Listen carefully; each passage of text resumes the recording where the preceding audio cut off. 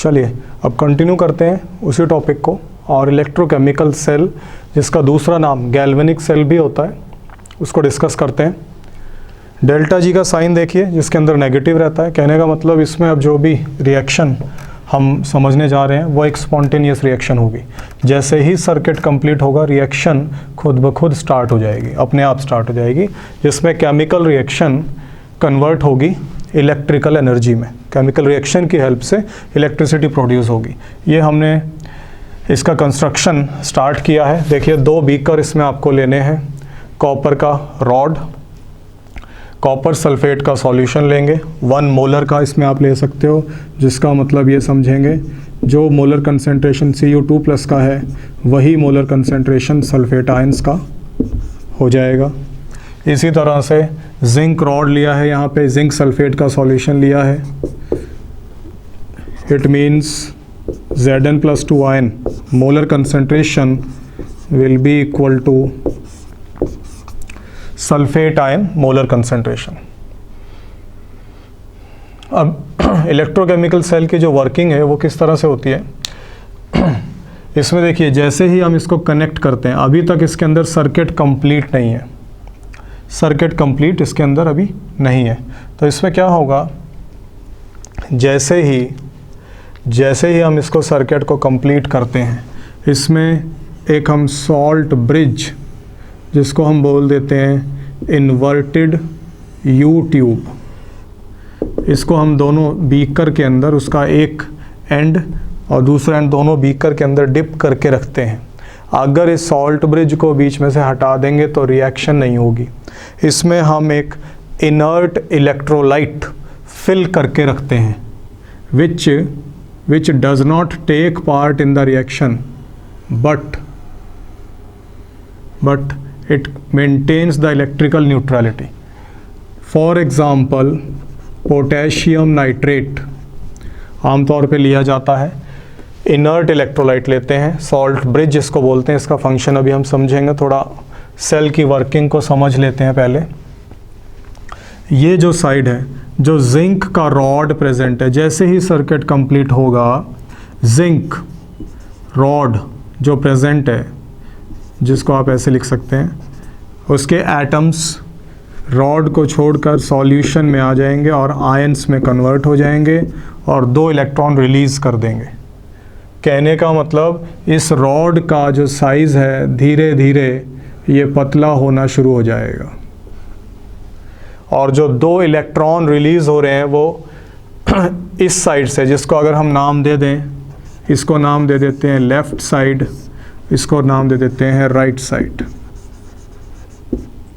तो left side से right side electron move करना स्टार्ट कर देंगे। ये आप देख रहे हैं इसके अंदर, और ये इलेक्ट्रॉन यहाँ सॉल्यूशन के अंदर जो Cu2+ आयन मूव कर रहा है, जो प्रेजेंट है, वो उन 2 इलेक्ट्रॉन्स को लेकर Cu सॉलिड में कन्वर्ट हो जाएगा।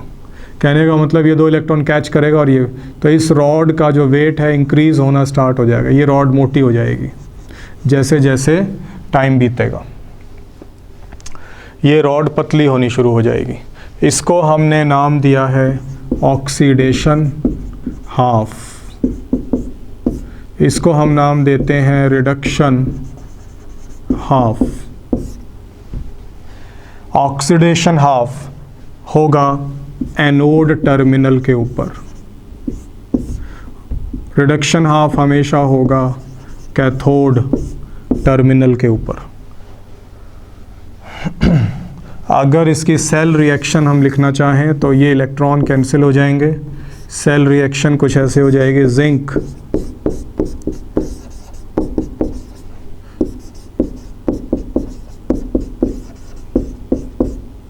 This will be the cell reaction, complete cell reaction.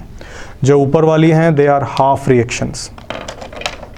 अब इसमें कुछ बातें आप समझें कि जैसे जैसे ये जिंक के जो आयंस प्रोड्यूस हो रहे हैं, यहाँ पे स्टार्टिंग में इन दोनों का कंसंट्रेशन एक जैसा था। एज द टाइम पास तो ये जिंक के जो Zn+2 के आयंस है बहुत सारे इकट्ठे हो जाएंगे यहाँ पे, पॉजिटिव चार्ज का जो है नंबर, कैटायंस का नंबर बढ़ता जाएगा। सिमिलरली अगर ये आयंस जो सॉल्यूशन में प्रेजेंट है ये सब के सब कॉपर में कन्वर्ट हो गए तो नेगेटिव आयंस का नंबर यहाँ इंक्रीज होना शुरू हो जाएगा, सल्फेट आयन बच जाएंगे। तो सॉल्ट ब्रिज क्या करता है, जैसे ही यहाँ पे एक Zn+2 का आयन प्रोड्यूस होगा, एक्स्ट्रा प्रोड्यूस होगा, तुरंत यहाँ से एक नेगेटिव एनायन आएगा और इसको न्यूट्रलाइज कर देगा। सिमिलरली यहाँ से एक कैटायन इस तरफ एंटर करेगा और जो ये है नेगेटिव चार्ज उसको न्यूट्रलाइज कर देगा। ये फंक्शन होता है सॉल्ट ब्रिज का। सॉल्ट ब्रिज जो कैटायन और एनायन को सेंड करता है, दोनों साइड इक्वल स्पीड से दोनों दौड़ते हैं। कैटायन इस साइड रन करेगा, एनायन इस साइड रन करेगा, इक्वल स्पीड से रन करेंगे सो दैट किसी भी एक साइड पे कोई पोटेंशियल डेवलप ना हो कैटायन या एनायन की वजह से, रिएक्शन रुक ना पाए, इसलिए ये इलेक्ट्रिकल न्यूट्रलिटी मेंटेन रखता है salt bridge.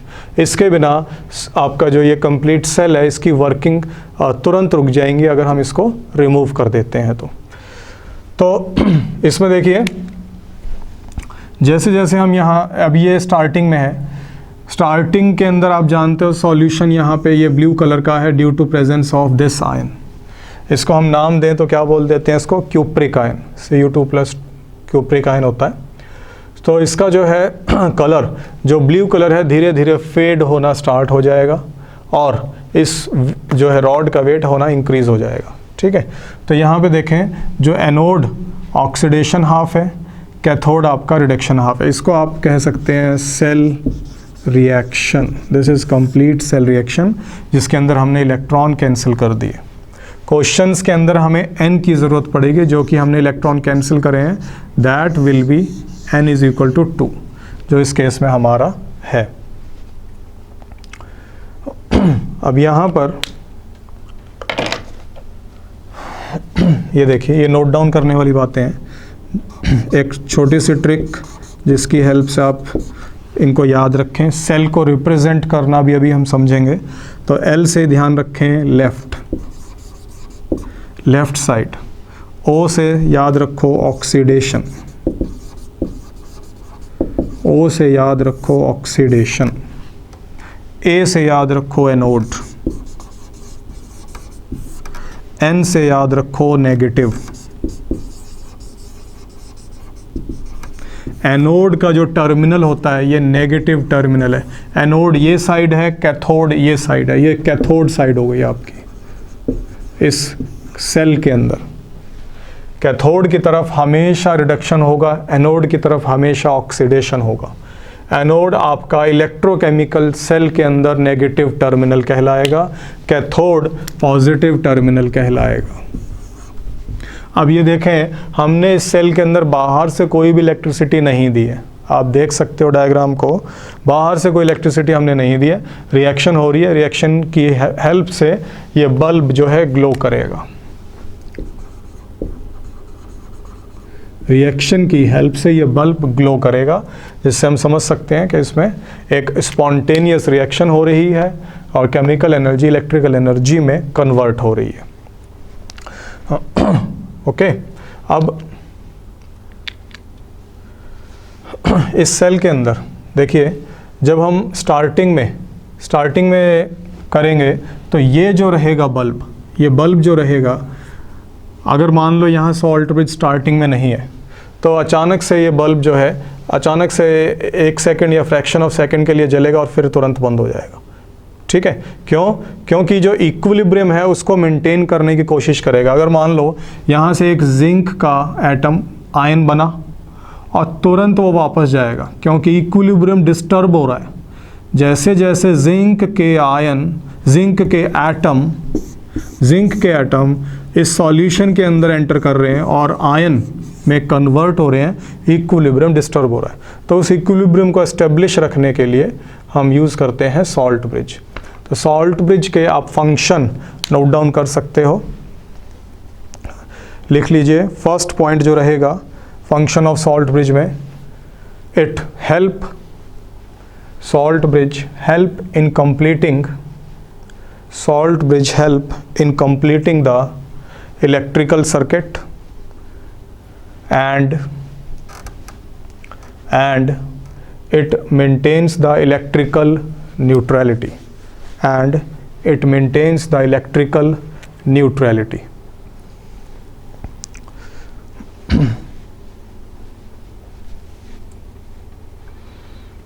It help in the flow of current from anode to cathode. It help in the flow of current from anode side to cathode side. इस इलेक्ट्रोकेमिकल सेल को आप किसी भी दूसरा metal को use करके भी बना सकते हैं। डिपेंड करेगा कि रिडक्शन पोटेंशियल की वैल्यू क्या है। ये जो हमने पढ़ा है रिडक्शन पोटेंशियल आरपी, जो आरपी होता है इसकी वैल्यू पर डिपेंड करेगा किस एलिमेंट का ऑक्सीडेशन होगा और किसका रिडक्शन होगा। अगर हम वैल्यूज़ को देखें तो कॉपर का जो आरपी का वैल्यू होता है that is positive 3.34 volt. Zinc का आरपी वैल्यू जो होता है दैट इज़ -0.76 वोल्ट। वैल्यू अगर देखो तो वैल्यू देखते ही आप समझ जाएंगे कि इसमें रिडक्शन किसका होगा, कॉपर, ऑक्सीडेशन किसका होगा, जिंक का। ये वैल्यू आपको जो है खुद ब खुद, अगर इसका मीनिंग आपको क्लियर है तो वैल्यू की हेल्प से आप कई चीज़ें समझ सकते हो किस एलिमेंट का ऑक्सीडेशन होगा। इस सेल के अंदर ऑक्सीडेशन इसका ही क्यों हुआ, जिंक सॉलिड का क्यों हुआ, ऑक्सीडेशन इसका क्यों नहीं हुआ। ओके, तो इस क्वेश्चन का आंसर, या यूँ समझो कि रिडक्शन इसका क्यों हुआ है, इसका रिडक्शन क्यों नहीं हुआ, तो इन सब बातों का जो आंसर है आपको आरपी की वैल्यू के अंदर मिल जाएगा। आरपी की जो वैल्यू है, रिडक्शन पोटेंशियल का मीनिंग क्या होता है, टेंडेंसी टू गेट रिड्यूस्ड और पावर एज ऑक्सीडाइजिंग एजेंट, या टेंडेंसी टू गेन इलेक्ट्रॉन। तो आरपी जिसका ज़्यादा है उसका रिडक्शन होगा। तो आप देख सकते हो इस सेल के अंदर किस तरीके से ये सब हो रहा है। सेल को रिप्रेजेंट करना सीख लेते हैं, किस तरीके से सेल रिप्रेजेंट होगा। देखिए, सॉल्ट ब्रिज के लिए डबल वर्टिकल लाइन लगा देनी है बीच में। इसी तरीके से ये सिंगल वर्टिकल लाइन लगानी है हाफ रिएक्शन के लिए। जैसे ये हाफ रिएक्शन एक हुई, ये दूसरी हाफ रिएक्शन हो गई और इससे ये प्रोड्यूस हुआ, तो इसको आप लिख देंगे Zn सॉलिड, और सॉल्यूशन में जो है ये, इसका जो भी मोलर कंसंट्रेशन गिवन है वो आप यहाँ लिख सकते हो। सपोज करें जैसे 1 मोलर है तो आप यहाँ लिख सकते हो 1 मोलर, या जो भी कोई दूसरा है, साथ में एक्वस लिख दो। सॉल्ट ब्रिज आ गया, उसके बाद ए स्पीशीज़ से ये बना है तो इसको इधर लिखो।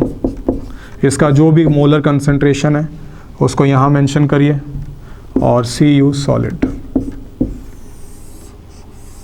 This is the cell representation. तो ये आपका हमेशा एनोड इस साइड आएगा ऑलवेज। जो लोन में आपको बताया था उसमें जो लेफ़्ट था वो लेफ़्ट इसके लिए था, एनोड मीन्स लेफ़्ट। यहाँ लेफ़्ट का कोई नहीं है। इस लेफ़्ट को, इस जिंक वाले बीकर को आप इधर भी बना सकते हो, कोई प्रॉब्लम नहीं है उसमें। कॉपर वाले बीकर को इधर बना दो, कोई दिक्कत नहीं है। तो एनोड उधर हो जाएगा, कैथोड इधर हो जाएगा। बट जब रिप्रेजेंट करेंगे तो फिक्स हैं चीज़ें, तब आपको एनोड लेफ़्ट साइड में ही बनाना है। एनोड उधर बनाएंगे तो गलत हो जाएगा। तो ये एनोड इसलिए लेफ़्ट हो गया, नेगेटिव टर्मिनल है, and O for oxidation, N for negative. तो ये सेल का रिप्रेजेंट हो गया, सेल का रिप्रेजेंटेशन हो गया इस तरीके से। कोई दूसरी मेटल भी आप ले सकते हैं। सपोज करो जैसे जिंक के साथ अगर हम कनेक्ट करें सिल्वर को, सिल्वर का आरपी का जो वैल्यू होता है 0.80 वोल्ट हो जाता है। अगर जिंक और सिल्वर का रिएक्शन करवाएं तो किसका ऑक्सीडेशन होगा, वैल्यू देखकर हम समझ सकते हैं। वैल्यू देखें तो वैल्यू बोल रही है ये वैल्यू कम है, छोटी वैल्यू है तो ऑक्सीडेशन होगा जिंक साइड, रिडक्शन होगा सिल्वर साइड। देखिए, एक क्वेश्चन आपके सामने गिवन है जिसमें 4 एलिमेंट्स का रिडक्शन पोटेंशियल आपको गिवन है और पूछ रहा है find out the reducing power of metals in increasing order. Reducing power को समझें पहले। It means power of reducing agent, power of reducing agent. तो यूँ समझो, अगर आरपी रिडक्शन पोटेंशियल का वैल्यू जितना छोटा होगा उतना ही स्ट्रॉन्ग रिड्यूसिंग एजेंट होगा, क्योंकि जितना ही ज़्यादा रिडक्शन पोटेंशियल का वैल्यू होता है उतना स्ट्रॉन्ग ऑक्सीडाइजिंग एजेंट होता है। जितना छोटा, जितनी कम वैल्यू होगी रिडक्शन पोटेंशियल की उतना ही स्ट्रॉन्ग रिड्यूसिंग एजेंट होगा। तो इतना, इस बात की हेल्प से आप ये क्वेश्चन ऑर्डर को डिसाइड कर सकते हो। तो अगर देखें, अच्छा, जो ई नॉट का वैल्यू गिवन है वो भी आप समझ सकते हैं। It is the value of reduction potential, not oxidation potential, क्योंकि रिएक्शन देखिए Zn2 + 2 electrons gives Zn solid. तो सब में इलेक्ट्रॉन गेन कर रहे हैं, तो गेन कर रहा है तो रिडक्शन पोटेंशियल का वैल्यू है जो लिखा है साथ में। तो सबसे छोटा वैल्यू होगा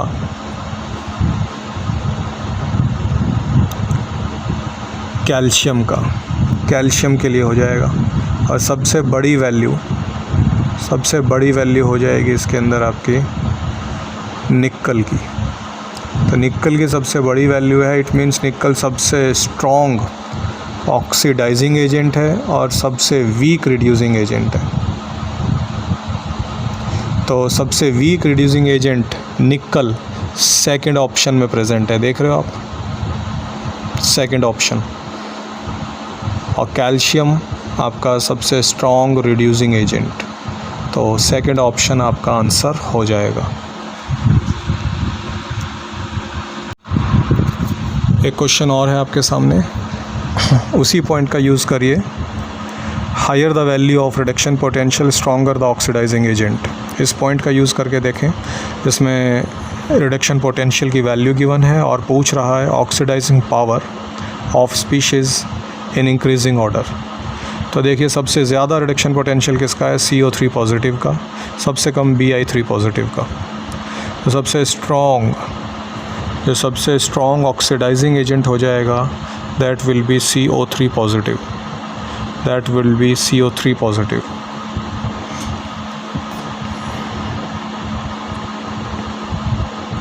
और सबसे वीक हो जाएगा Bi3 positive, Bi3 positive. That means last option आपका आंसर आ जाएगा, लास्ट ऑप्शन, क्योंकि oxidising power means power of oxidising agent. तो सबसे स्ट्रॉन्ग ऑक्सीडाइजिंग एजेंट आपका CO3 positive with highest RP value and Bi3 positive with least RP value. Okay, देखिए, एक reaction आपके सामने स्क्रीन पर गिवन है जिसमें इलेक्ट्रॉन्स का नंबर अगर चेक करना हो, स्मॉल n का वैल्यू निकालना है, तो जो रिएक्शन ऊपर गिवन है उसमें 2 इलेक्ट्रॉन्स इन्वॉल्व हैं, तो n का वैल्यू 2 हो जाएगा। नीचे वाली रिएक्शन में 2 से मल्टीप्लाई किया है तो इलेक्ट्रॉन्स का नंबर 4 हो जाएगा। Total number of electrons involved जो है दैट इज़ 4। जो ई नॉट होता है इंटेंसिव प्रॉपर्टी होता है, नेचर पर डिपेंड करता है। आप उसे कभी भी सिंपली प्लस माइनस नहीं कर सकते। जैसे 2 एलिमेंट का अगर आप ले रहे हैं और उसको आप सिंपली ऐड कर दो तो वो नहीं हो सकता। कोई भी चीज़ जो इंटेंसिव प्रॉपर्टी है हम उसे डायरेक्टली एडिशन नहीं करते। डेल्टा जी एक्सटेंसिव प्रॉपर्टी है।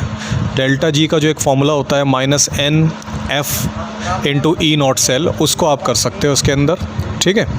और इसका यूज़ तभी करेंगे जब डेल्टा जी आपका गिवन हो आपको। तो डेल्टा जी एक्सटेंसिव प्रॉपर्टी है, उसको डेल्टा जी में कन्वर्ट करके प्लस माइनस हम करेंगे। ओके।